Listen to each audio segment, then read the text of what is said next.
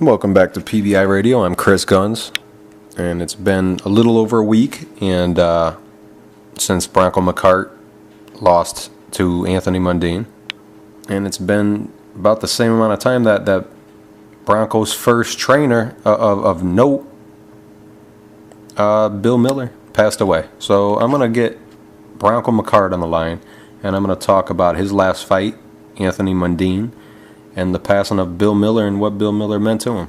Let's get Bronco on the line. Bronco McKart, fresh off your fight with Anthony Mundine. Tell me about it, Bronco. How'd the fight go? Obviously not as good as you wanted. It didn't go my way. I got beat, but, I just one of those nights. It happens, and you just have to just move on and go forward. What else can you do? What else can you say? Yeah, what was it about Anthony that made it such a tough fight? Anything about him, or? I mean, he's a good fighter, but he's nothing special. I don't believe that he's going to get. You can forget Floyd Mayweather even coming out of his mouth. That's they're not even on the same level. That's too obvious. But I think he can go so far. But the first shot that I got hit with that hurt me was I got hit behind my head. You can watch it on the tape. I got dead in the back of my neck. Mm-hmm. It was like after that happened. Yeah. It was. I never had a feeling like that. It was like I had my faculties about me. I knew everything that was going on, but it was like my head and my body were separated. My legs just went crazy, and they just never did recover from that shot. And that's. I don't know. I'm not one of those guys that sit around and whine and cry. It happened. It happened, and you just go forward. How disappointed were you after all that training and hype going into the fight to go out like that? Oh, yeah. I was very disappointed because I just didn't feel that he was.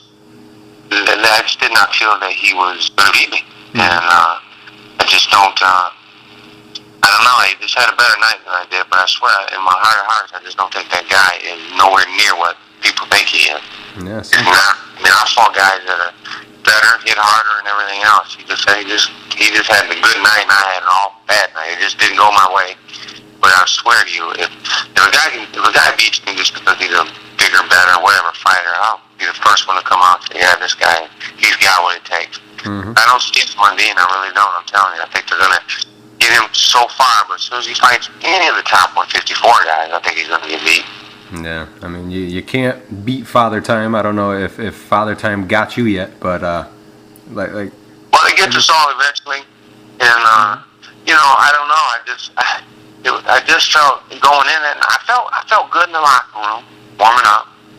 And I felt good, but my dad kept saying, "We need to warm up more. We need to warm up more." I'm thinking, I'm fine. I feel good, And then after the fight, he said, "You never sweat. You never sweated in the locker room." He said, "In the corner, you wouldn't even spit unless we gave you water. You couldn't even spit." He said, "What did you do?" I didn't do anything. But the morning of the weigh-in, I went down and checked my weight, and I was 5 pounds over. Oh wow! I ended up losing. Actually, I was 7 pounds over. I had to go to 58. I was 65. I don't know how that happened, but I ended up getting down to 56. So I lost 9 pounds the day of the weigh-in, and then put 11 on overnight. But the day of the fight, I was in my hotel room, had my heat up, and told my girlfriend, I said, "Man, I'm freezing." He said, "Freezing?" I said, "Yeah." She said, "Man, bro, how can you be freezing?" I put on a hoodie and sweatpants, and I don't know if I was partially dehydrated or what was causing me to get chills and cold like that, but I don't know. I just like everything went just flat for me that night. I swear, man, my last fight in April, I was a different guy, different opponent and all that, but I was just so much sharper. Everything was so much more crisp, and I felt it. I felt great. I just don't think it. I think, honestly, to be honest, I never really wanted to attribute anything to age, but I think at my age, I can't take fights 11 weeks apart. Yeah, that's. I honestly think I need more recuperative time just to let my body rest and get ready to go to another grind, because it's not the fight, it's the training. Yeah, and as fighters get older, like I noticed with James Toney and Evander and Bernard Hopkins, sometimes they're it's like up and down, Sometimes they feel it more, and sometimes they don't. I guess it comes with age. But we remember your fights with Winky and your fights from about 10, 12 years ago, and we know you're capable of special things. And it's obvious that people can't be the same, all those years later, but there's nothing to put your head down about. I mean, you had a great career, and you did a lot for the sport, and you blessed it, and you did your thing.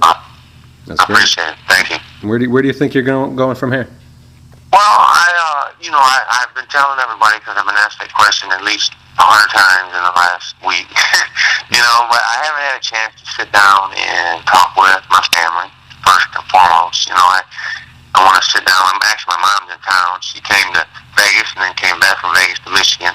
And I want to sit down and talk with everybody. My dad, my mom, everybody in my family, my girlfriend, just everybody. I just want to sit down and just evaluate their opinions and evaluate myself. I want to see the tape, which I haven't got to see yet, but I want to watch the fight, watch the tape, and just make a true evaluation as to what I think I can do or what I think I have left to go, and then make my decision from there. I told everybody that I wanted 2 weeks just so I could just enjoy my time, relax, take it easy, rest my mind, rest my body, and then, make a clear decision. I'm never got to rush the decisions in anything.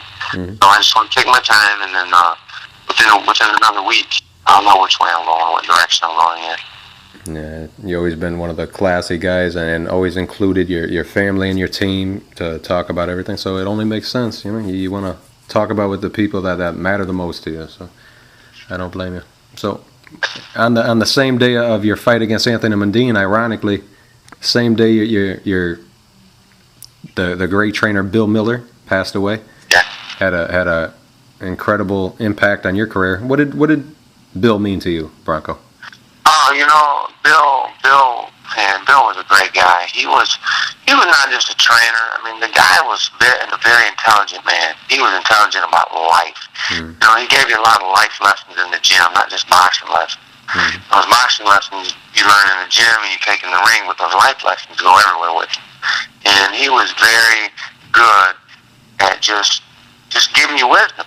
And wisdom is something that's learned through the years. You just can't get that overnight. You get that through experience and through life. And he passed a lot of just life, wisdom, and knowledge on to me. And he was more than a trainer. He was a friend. We called him Pops because he was like family. That whole Jackie, James, Bill, when we were all together, that was like a family. It was more than just a boxing gym. We were like a family. Yeah. And when you lose one, it's like losing a family member. And he was a special guy. And I was at the funeral the other night, and a lot of people got up and spoke, and I spoke a little bit, and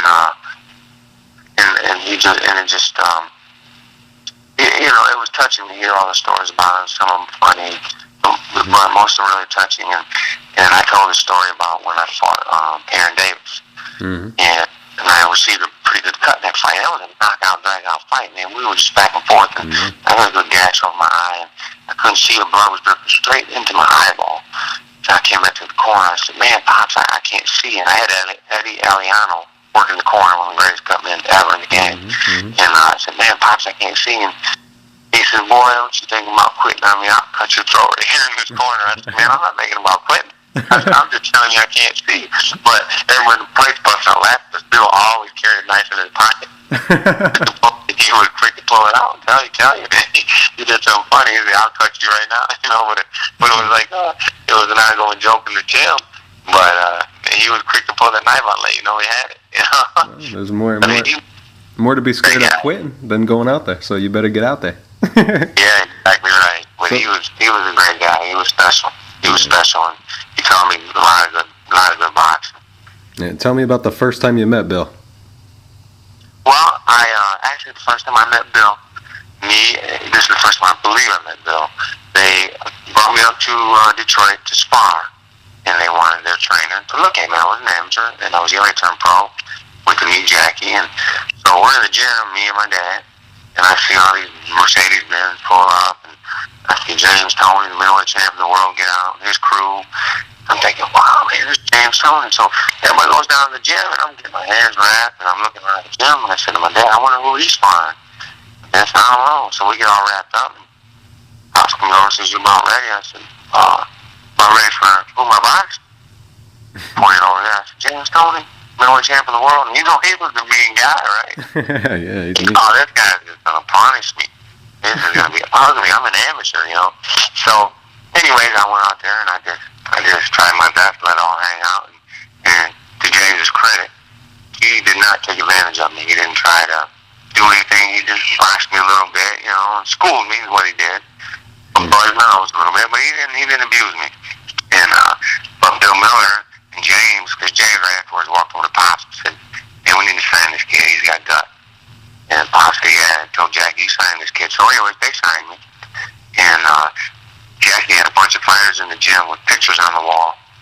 Who you want to train? And Bill said, "Oh, he can't fight. He doesn't have any heart." Anyways, he said, "I want to train him me." And I was like, man, I was thrilled. This guy wants to train me, and the rest is history. He took me right to the top. My dad, and then my dad had one level, and Bill had little insights, little things that he would tell me and show me. And my dad, he's a student. He sat there and studied Bill. I mean, it was great. It was great for all of us. I remember back in like 1995, I saw you fighting from Anaheim, I think it was, and you fought a guy by the name of, I think, Carl Willis. And I think that was from maybe it was Detroit, maybe it was Michigan it was from, but I remember when I saw you. I didn't fight Carl Willis. I think James Toney fought. Was there a guy by the name of Carl something you fought? I saw you fighting. My bad if I'm wrong without the opponent, but I remember I saw you fighting, and I saw that you fought in the same style James Toney fought in. Yeah, I was. I did a lot of that, them shoulder rolls and stuff like that. Is that a Bill Miller? Yeah. Is it? I noticed that the Mayweathers fight that way too. Is it kind of a Michigan thing? Where'd that style come from? Well, the Mayweathers fight a little more with the shoulder up, more up shoulder, and Bill Miller was more of a roll kind of shoulder. It's the same kind of concept, just a different stance, I guess. But yeah, I don't know if it's a Michigan thing or I don't know. It might just be an old school. The Mayweathers are all old school fighters. Yeah. Outside of Floyd, but they're old school, and you learn those little tricks and you pass it on, and each generation tries to take that trick and then up it a little bit. Mm-hmm. And what other kind of lessons did Bill Miller talk to you about besides boxing? Well, like I said, he would talk to you about doing the right things outside of the ring, trying to live your life respectable. Respect other people, don't take advantage of people. Then he would talk about the times, he grew up in the era of racism where they couldn't drink out of the same fountain and eat out of the same restaurant, sit at the same counter. And he would just talk about those types of things and just tell us, to appreciate what we have now. Because there was a generation before us that went through a whole lot of stuff that we'll never understand. On both sides, black and white. Mm-hmm. And he just tried to give those type of life lessons. Be thankful for what you had. Be thankful for what you wake up with every day. Don't ever want to get out and rob from people and steal from people. Learn to live with what you had, and just try to do the right thing. And he would do that daily. He would talk daily about different people in life that he knew that did the wrong things, to try to steer you in the right direction. By what he saw with his own eyes. It was interesting. Yeah, he showed you by the way he acted, and instead of just telling you to do the right things, and while he's doing the wrong things, he actually lived how he said was right to live. Yeah, he lived it, and he was a very respectable, very humble. He spoke to everybody. Mm-hmm. He was a good man. Bill Miller was a good man. Yeah, never heard a bad word about him. Classy guy. And you're just as classy, Bronco. I appreciate your time, man. And good luck no matter what you decide, and I'll be in touch. Hey, definitely. I'll be in touch with you too, let you know. All right, take it easy, Bronco. Thank you. Okay, thank you. And there you have it, Bronco McKart. And I'm not sure what way he's leaning, but it kind of sounds like he might be considering giving it up. And I'll be in touch with him when he makes that decision. And I just thought it was strange and coincidental, maybe a little too coincidental, the fact that Bronco not looking quite as crisp as he used to on the same day he loses his fight to Anthony Mundine, and on the same day Bill Pops Miller, his first trainer of note, and a guy who had probably the biggest impact on Bronco McKart's professional boxing career, passes away. Ironic, coincidental, maybe some kind of sign. Time does go on and it waits for nobody. I want to thank Bronco McKart, always great to listen to him and hear him talk about the great years that he's going to remember most as he gets old. Stories that nobody knows but him and James Toney and Jackie Callan. Thank you, Bronco. And follow me on Twitter at Chris2Guns. Thank you.